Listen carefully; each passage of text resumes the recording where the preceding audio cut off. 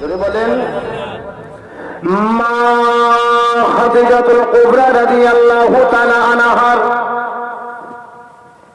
যখন ইন্তেকালের সময় হয়ে গেল, তার কিছুদিন পূর্বে দয়ার নবী মায়ার নবী সাল্লাল্লাহু তাআলা আলাইহি ওয়াসাল্লামকে আমার নবীকে খাদিজা বলে, ও স্বামী গো, আজ আপনার দরবারে একটা কথা আরজি জানা।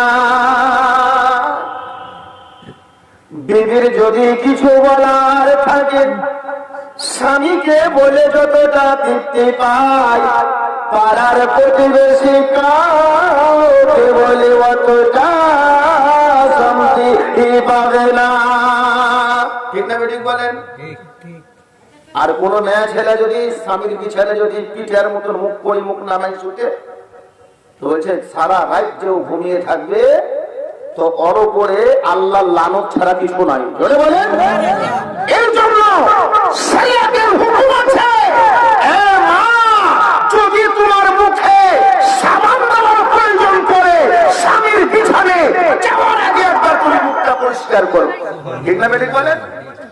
তুমি যে আপনাকে চেয়েছো তখন যত রকমের মাখা মাখিয়ে তুমি দিয়েছো, তোমার কালো লবকে তুমি লাল করে দিয়েছো, যে আপনাকে ঠিক না ঠিক?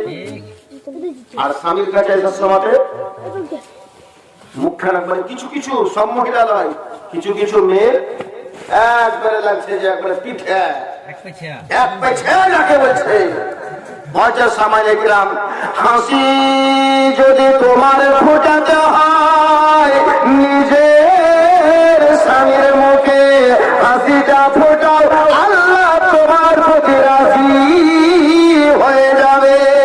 বলছিলাম বাবাকে বিছানায় যাওয়ার আগে তোমার মুখটা যদি তুমি সুন্দর করে নাও, তোমার যদি চেহারাটা সুন্দর করে নাও, হাত পা গুলো সুন্দর করে নাও, বলে আমার স্বামীর সর্বপ্রথম নজর আমার হাতের উপর পড়বে, আমার পায়ের উপর পড়বে, আমার চেহারার উপরে যদি পড়ে, আগে হাত আর পার মুখ এই সৌন্দর্য জায়গাগুলো আরো সুন্দর করবো।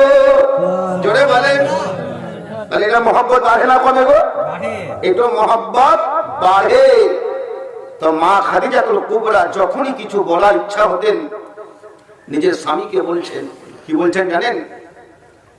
দয়ার নবী আকা মুস্তাফার কাছে খাদিজা বলল, ইয়া রাসূলুল্লাহ, ইয়া হাবিবাল্লাহ, নবী গো, আজ আপনার কাছে আমি একটা বিষয় জানাই। নবী বলে, খাদিজা তুমি বলে দাও।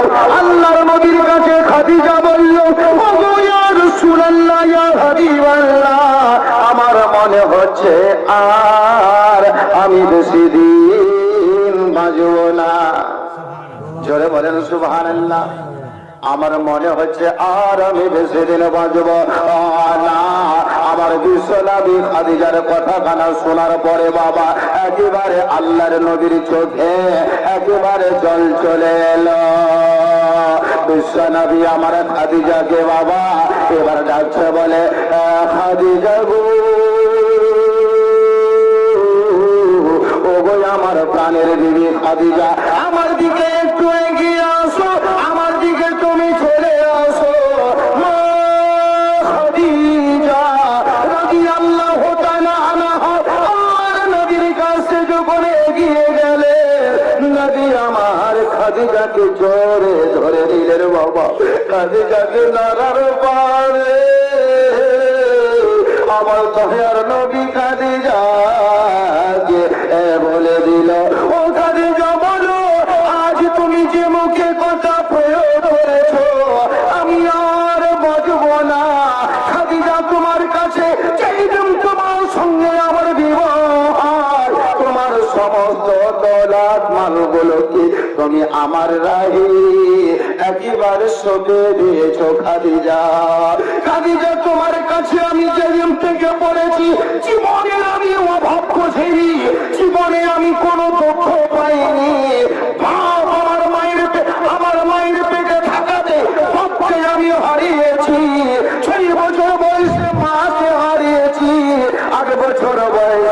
দাদু আব্দুল মুত্তালিবকে আমি হারিয়েছি। খাদিজা তোমার সঙ্গে বিবাহ করে সব দুঃখ আমার চলে যায়। খাদিজা জীবনে আমার অভাব হয়নি। আজ তুমি বলছো আমি মরে যাব, আমি মরে যাব। আমি নবী মুস্তাফা বলি খাদিজা কেন এত মরণকে ভয় বলো? আচ্ছা মরণকে কার ভয় নাই? আছে না নাই বলেন? খাদিজা তোমার মরণের এত ভয় কেন? আল্লাহর নবীর বিবি খাদিজা বলেন ইয়া রাসূলুল্লাহ ইয়া হাবিবাল্লাহ নবী গো, যখন আমার কবরকে মনে পড়ে, কবরকে যখন আমার স্মরণ চলে আসে আমার ভয় পায়। ওই 3.5 হাত কবরকে আমার বড় ভয় লাগে। আল্লাহর নবী খাদিজাকে বলেন, বলে খাদিজা গো তুমি জানো ভয় করো না, করো না। সেই কবরখানায় তোমাকে রাখা হবে রে খাদিজা। ওই কবরখানাকে আমি খনন করতে বলি। আল্লাহর নবী সাহাবীদেরকে ডেকে বললেন ও গো আমার সাহাবীরা শোনো, যাও তোমাদের মা খাদিজার জন্য তোমরা কবর খোঁড়ো। আল্লাহর নবীর বিবি খাদিজার জন্য এবার যখন কবর খনন করা হলো বাবা, বিশ্ব নবী কবরের কাছে গেলে আর খাদিজা ইন্তেকাল করেছে বাবা। সাহাবীরা বলে ব্যাপারটা কি?